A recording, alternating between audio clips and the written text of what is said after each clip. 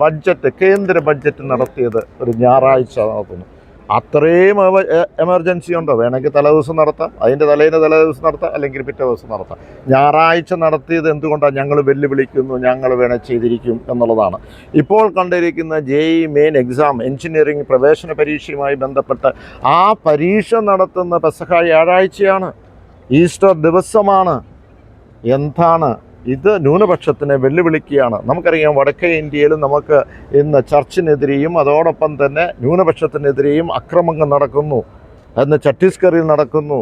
പല മീഡിയകളിലും അതിൻ്റെ എഡിറ്റോറിയൽ എടുത്ത് നോക്കിയാൽ ഓരോ സമുദായത്തിൻ്റെ, സമൂഹത്തിൻ്റെ അവരുടെ ഒരു സംസ്കാരം, വിശ്വാസമനുസരിച്ച് ഇപ്പോൾ ഒരാൾ മരിച്ച ശവമടക്കാൻ കഴിയുന്നില്ല.